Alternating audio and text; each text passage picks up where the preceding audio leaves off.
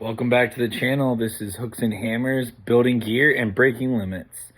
Today, as promised, we have a video on the installation of the PWM box. Just getting this set up. All right, so if you missed our first video, go back and check it out. But I did an overview of the NRS Pike inflatable kayak build. What I'm doing, if you're familiar with Torpedo trolling motors that are geared towards kayak motorization, I am building a custom setup without using the expensive Torpedo and replacing that with just your averaged 40, I'm using a 40-pound thrust Minn Kota transom mount. And in that video, I showed what I did to convert it to be able to use this box today that I'm installing. So this is the new speed controller. I've deleted the hand thrust, the twisting knob that typically comes with the Minn Kota, and I'm replacing it with this box that can be bought on Amazon, which I will link in the video description below. So let's get to it. First thing I need to do today, I've already got this wired up. I had these quick connect plugs that I actually cut in half so that the female end could be mounted to my box. So I mounted that to the face of the box. Hopefully I'll get a shot of that here at the end if you guys can't see that. But the female end I screwed into the face of this box. I had two of them, so I cut them not in half. I just left a little bit because I knew I wasn't going to need very much wire in here to get these terminals connected. So anyways, I got that wired up, cut those, and mounted them so that this was a really quick connect while I was getting on and off the water. All right, so I made sure what made sense to me was the battery I was going to keep as the right quick connect, and on the left quick connect, that's going to be the motor wire coming in that I showed from the previous video. So I have that memorized, so I know that red and black from this port, so these two wires are battery. So I need to make sure on the speed controller here, you see battery plus, battery minus. So those wires need to be on those terminals. And these two wires, that's kind of confusing, but these two wires need to go to the center terminals for motor positive and motor negative. All right, let's get to it. We're gonna start by connecting those terminals correctly so we don't fry this box. All right, so I'm gonna start with the battery wires. It's gonna be these two. So battery negative. Do that one first.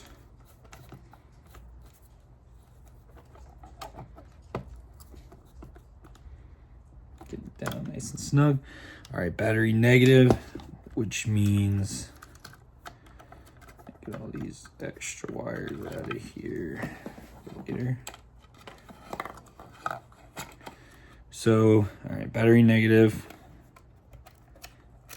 is done. So battery positive is going to come way out on this far side.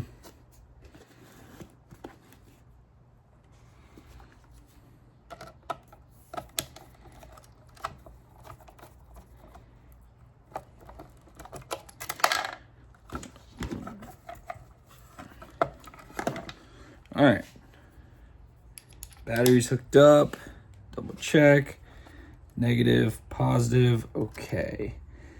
All right, now I'm gonna hook up the motor positive just because that one happened to already be in its terminal.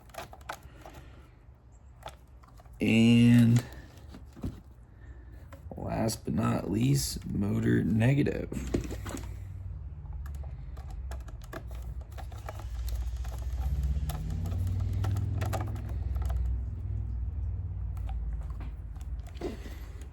All right, so we are all wired up in terms of those quick connects.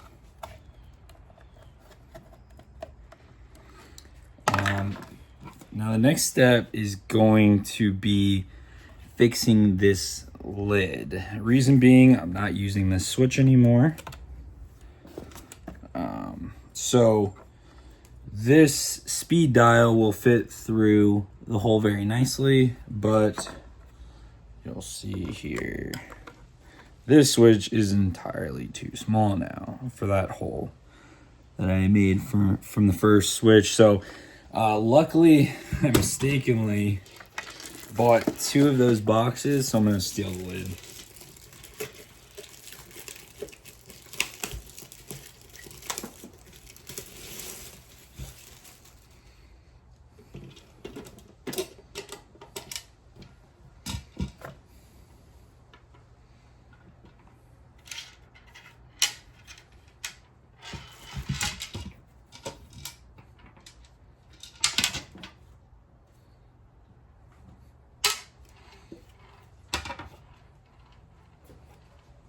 And what I'm gonna do,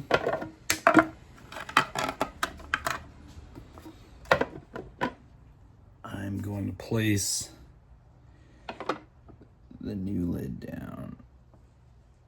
And I liked where my holes were, so I'm gonna try to make a mark.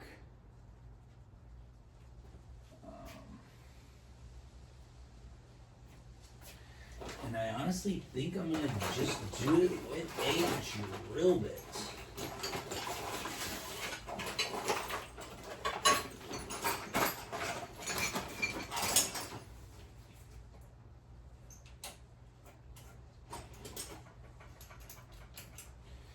Figure if I do it with a drill bit, it'll pretty much drill the hole the size that I need, so.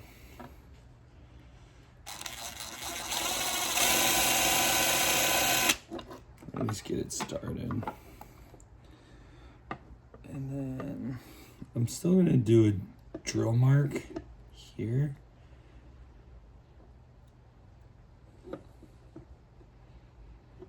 And that's just gonna give me an idea where I wanna have my updated switch. All right. So I pretty much just scored the lid there. Remove the one we're not using. All right, so I have 2 score marks. The one on the left, I'm going to use a Dremel, and I'm just going to quickly drill out a hole that I know is already going to work for the switch.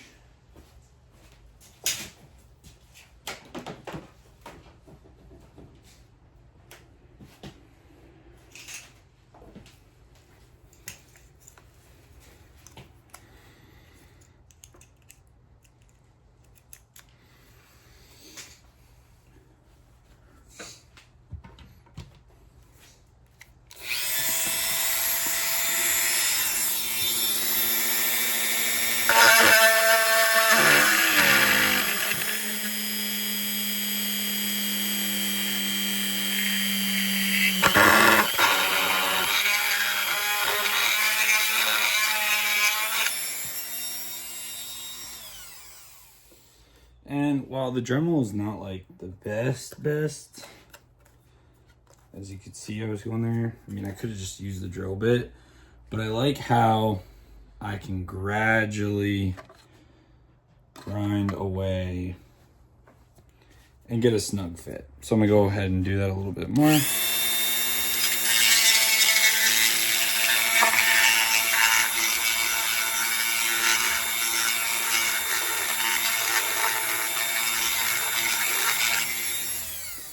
So there's the first hole. I'm gonna test that before I go too far.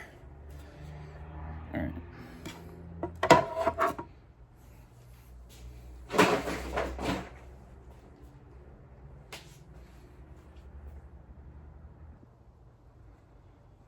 All right, so What I'm going to do here is I took the top of the knob off. Okay. There's a nut and a washer. It's going to go on the top of the lid. And I'm just going to dry test here to see. Oh, wow. Perfect. All right. Yeah, definitely want to stop now because I ain't got a perfect fit there. Any bigger would have not been ideal. So all I'm going to do, actually, before I do this, I am going to go ahead and make sure the other hole gets done correctly the way we want it. All right, so for that one, I'm gonna take a look at the switch here that we're using.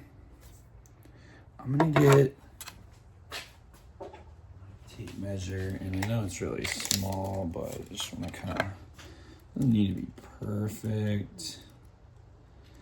Oh yeah, so about a 1/2 inch by about a 1/4 inch. So that kind of makes it easy. All right, I'm gonna start dremeling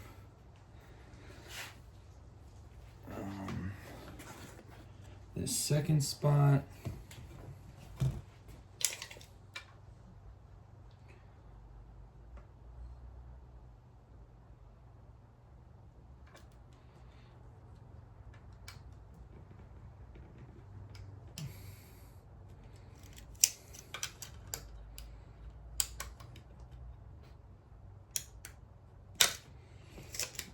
So just kind of made 2 little marks there. My tape measure.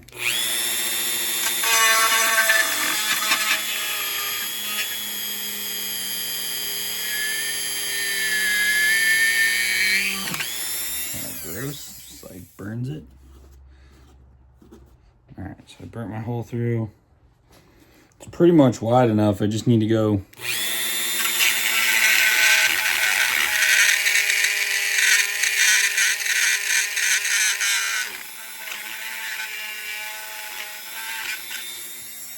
forward and backward a little bit here.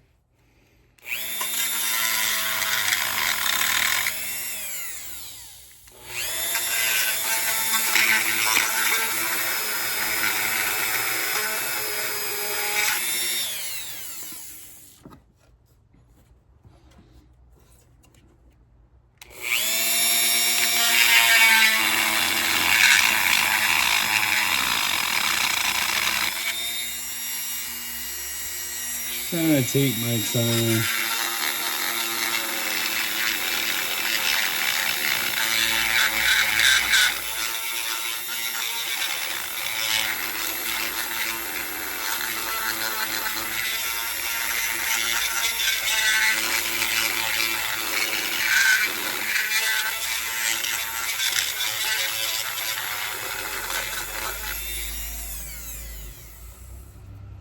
All right.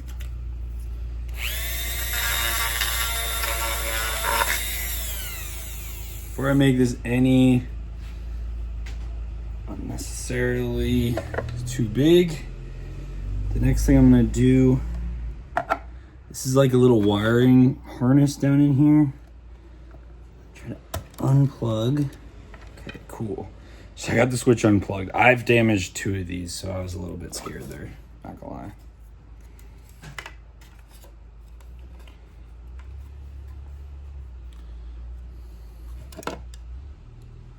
So we're getting pretty close. I don't think we need to really go wider. We just need to go longer. So now that I have the harness unplugged, I can kind of just keep testing.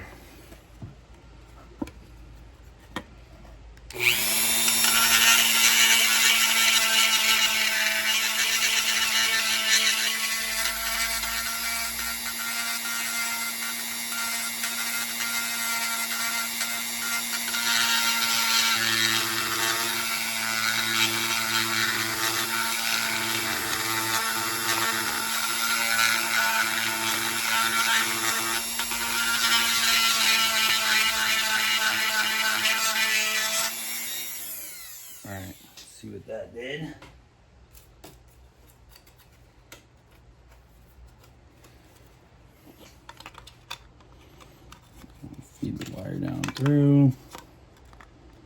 Ooh, close. Definitely can't go any wider. No wider, no wider, no wider. Don't let me do it, guys. Just got to really hit the corners. That's pretty much it. All right, looks good. I'm probably going to caulk around it, honestly, too.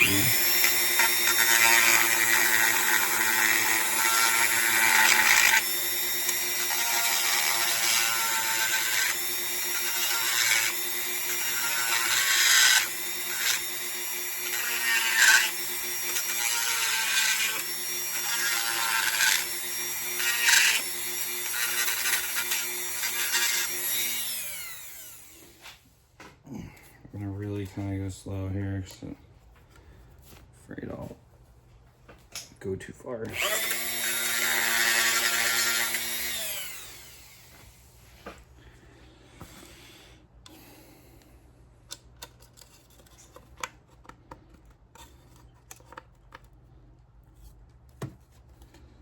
Very close. Hit that back corner. It looks like it's where it's getting hung up.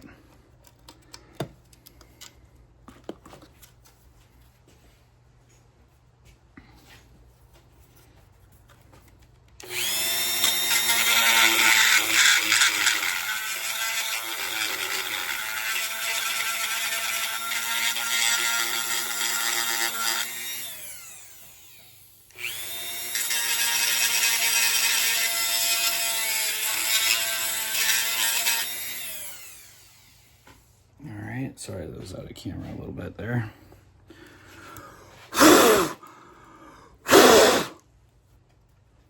Probably shouldn't be drilling over top of my PWM box, but whatever.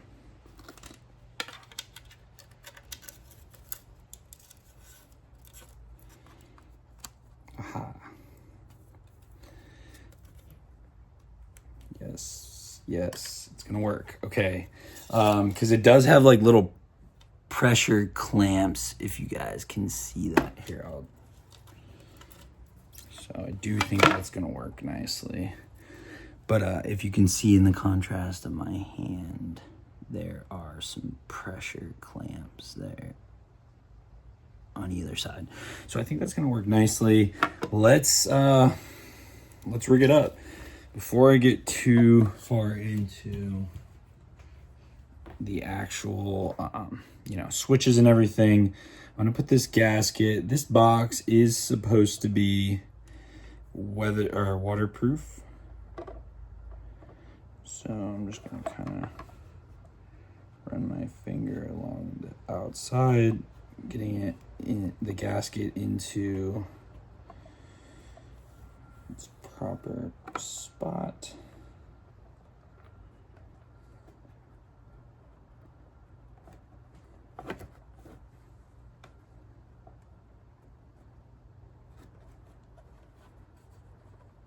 How waterproof, how effective, I don't know. We'll see. I'll let you guys know. All right. So we are good there.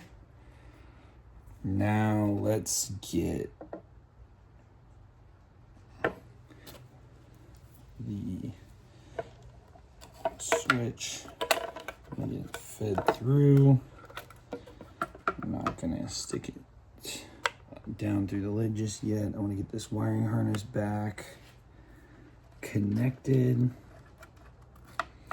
which I'm not gonna lie, I'm a little bit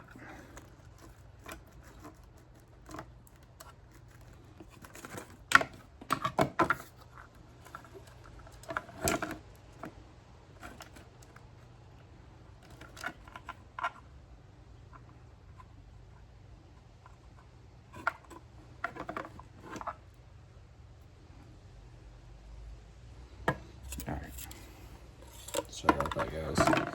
Just trying to make sure I plug it right.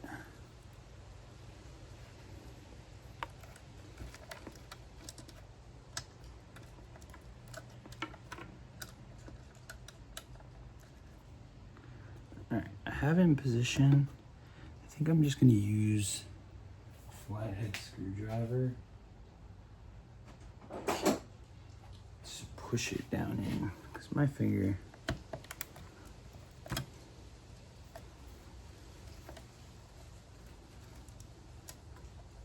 All right, that worked. Let's see, just gotta now make sure switch is facing the right direction. Push it down in the lid. By no means perfect, because you can definitely see some area there that it's exposing, but I'm either going to do a little plastic weld or just put a little caulking there, and that's going to seal that right up. And then, which, I mean, it's very minimal. I'm actually pretty happy with how that turned out. And then now I'm going to install the speed controller. Tighten that down. I am going to give that a good tighten that up with my adjustable wrench.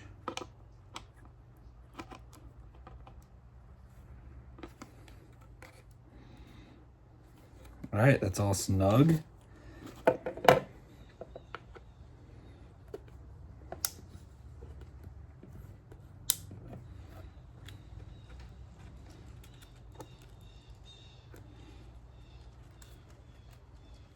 All right.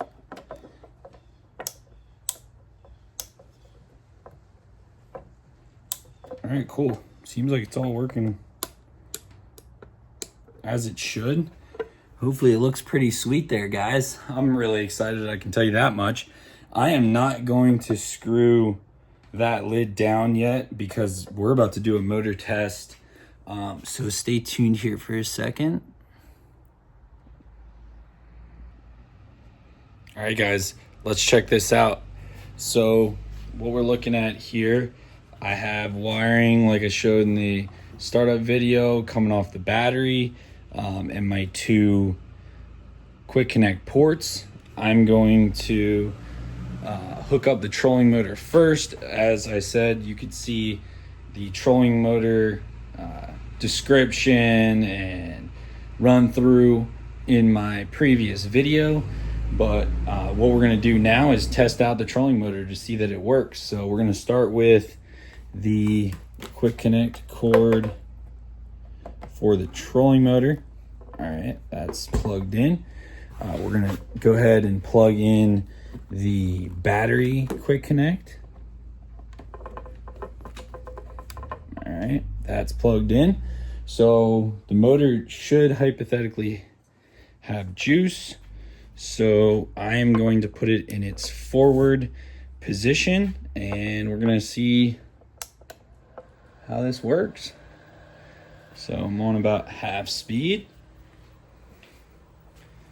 and you can see the motor is working. And the really cool part about this is now I have full 100% control over the speed of the motor, not 5 variable speeds. We have that's high, and I can gradually go down to 0. So that's going to be really cool when I'm trolling, you know, when I'm trying to work up a bank against current and I just need that perfect speed. And then you can see, so we'll turn it off. But then I can click that downward button or bottom pole of the switch and go for the speed again. And that's going to be my reverse.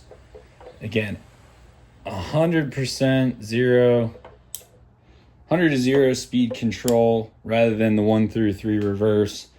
So I can safely say I'm really excited that the PWM box is now complete. I'm going to go ahead and put the fasteners on now. But that's all she wrote, folks, for the PWM box. Really excited to bring this video to you. Stay tuned for what's coming next, which is going to be the steering series.